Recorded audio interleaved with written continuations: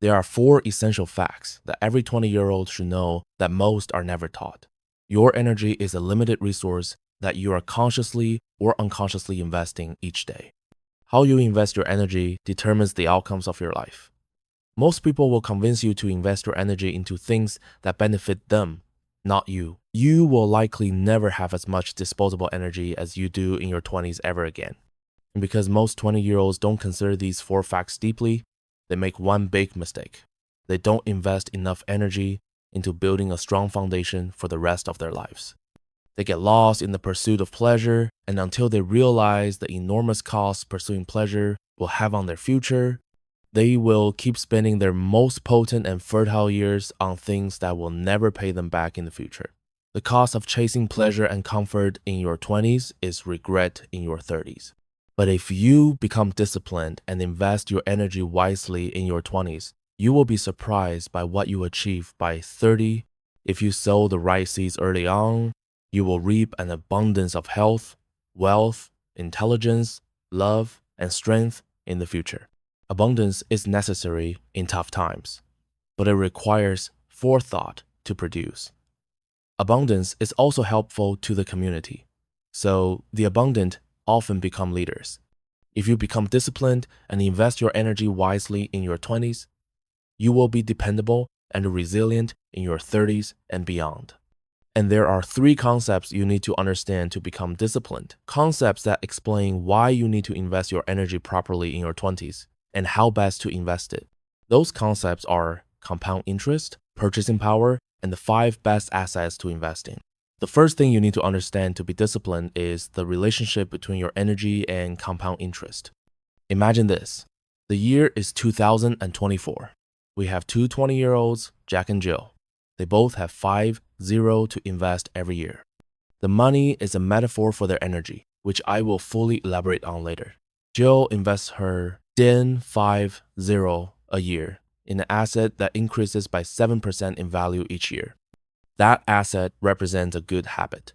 Jack invests his $50 a year in an asset that decreases by 7% in value each year. That asset represents a bad habit. In the first year, they both have equal value in their accounts, 50. But in the second year, they have slightly different values. Jill, after a 7% increase and investing 50 more, has 10, 350. Jack, after losing 7% and investing 50 more, has 9, 600. Jack looks at Jill's account and doesn't think much of it. In his eyes, they practically have the same amount. So this pattern continues. They each invest 50 a year and gain or lose 7%, depending on the asset they are invested in. After 10 years of investing, Jill has about 69 in her account, but Jack only has around 37. At this point, Jack looks at how much more money Jill has and feels regret. How did she get so far ahead? By consistently investing her money into something that will compound positively over time. Compound interest turns small investments into huge payouts over time, and it's really the only way to generate wealth and abundance in any domain. If we apply this metaphor to habits, the same logic applies. If you invest in good habits early on, you will appear slightly different from your peers in the beginning. But over time, your good habits will compound and accelerate your growth, and you'll be way ahead of your peers by the time you enter your 30s. That's the power of compound interest. But compound interest is only one of the 3 pieces of our puzzle. The second piece of the puzzle you need to understand is purchasing power. Let's go back to the financial metaphor. Imagine now that instead of having 50 to invest each year into an asset, Jack and Jill lose 200 worth of purchasing power each year. As their purchasing power goes down, so do their payouts. This is exactly how your energy works too. As you get older, you have more responsibilities that place a demand on your energy, like taking care of the house, family, loved ones, and yourself. You also have more bills to pay, and you start getting sicker and losing strength. The amount of free energy you have to invest is usually the highest in your 20s to mid-30s. After that, it tends to decline due to decreasing strength and increasing demands on your time. For example, as you get older, your eyes get weaker so you can't read as much, or your energy declines so you can't work as long as you did in your 20s. And the less free energy you have to invest, the harder it is to make big sweeping changes in your life. The easiest time to form good habits and break bad ones is while you're younger and your energy is unburdened. It only gets harder as you get older and more stuck in your ways. Most young people never consider how declining purchasing power will reduce their freedom as they age. You will most likely never be as strong, vibrant, and full of potential as you were in your 20s and early 30s. So that's the second piece of the puzzle, purchasing power. Now let's talk about the final piece of the puzzle, the 5 best assets to invest your energy into. There are 5 key forms of capital that you should be trying to acquire while you are young. Productive capital, a measure of how much expertise you have in the area. The more expertise you have, the more valuable you'll be to society and the less trouble you'll have making a living. Spiritual capital, a measure of how strong your conscience is. Your conscience is the best guide you'll ever have access to. If you don't use and strengthen it while you're young, you'll lose it as you get older. Intellectual capital, your ability to transform negative emotions like depression, longing, and anxiety into insights and productive action. If you don't learn to process negative emotions, they will overwhelm you. If you do, you can leverage them for growth.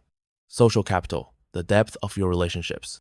True social capital is about quality, not quantity. Life is impossible to do alone, so you want a strong community. Physical capital, your health. Your physical health naturally declines with age, but good habits in fitness, sleep, mental health, and diet can sustain your energy for decades. If you invest your energy into acquiring these 5 forms of capital while you're young, you will be incredibly grateful for it by the time you're 30. Now that you understand compound interest, purchasing power, and the 5 best assets to invest your energy into, the final thing to do is construct a daily schedule. Create a daily schedule where you invest a little bit of time and energy, maybe 20 to 30 minutes, into acquiring each of the 5 forms of capital: productive, spiritual, intellectual, social, and physical. This schedule should be sustainable for the long term. Otherwise, you'll never reap the benefits of compound interest. This schedule will allow you to invest in pleasure and fun, but at the same time, it ensures that you're investing time and energy into habits that will pay you back well in the long run. If you do that, you'll make incredible growth in your 20s and enter your 30s in an amazing position. Now you know the mistake you have to avoid in your 20s. Investing your time in the pursuit of pleasure. You know why your 20s is the best time to invest in good habits, because it's when you have the highest purchasing power and can benefit the most from compound interest. And lastly, you know how to implement these ideas by creating a sustainable daily schedule that allows you to acquire the 5 forms of capital. If you want more specific details on building each of the 5 forms of capital, stay tuned for my next video. And here's a bonus tip. Check out this week's sponsor, Brilliant.org. Brilliant is where you learn by doing. They have thousands of interactive lessons in math, data analysis, programming, and AI, which can help you learn effectively, build up your problem-solving skills, and develop a powerful daily learning habit. My favorite thing on Brilliant right now is their course on how large language models work. AI is finding its way into every aspect of our lives, and there's no avoiding it. If you want to understand the biggest technological shift occurring in society right now, you have to check out Brilliant's course on large language models. For example, I learned that large language models like ChatGPT study large corpuses of text and then use probability to guess what the next most likely word in the sequence should be. And in fact, your mind does something similar. For example, if I say the phrase, "the sky is," your mind is likely predicting the next word, which would be blue. But if AI isn't your thing, Brilliant has thousands of other lessons, with new exclusive content added each month for different areas of study, such as math, data analysis, and programming. To try everything Brilliant has to offer for free for a full 30 days, visit brilliant.org/self-freedom or click on the link in the description below. You also get 20% off an annual premium subscription. As always, thanks for watching, and I'll see you next time.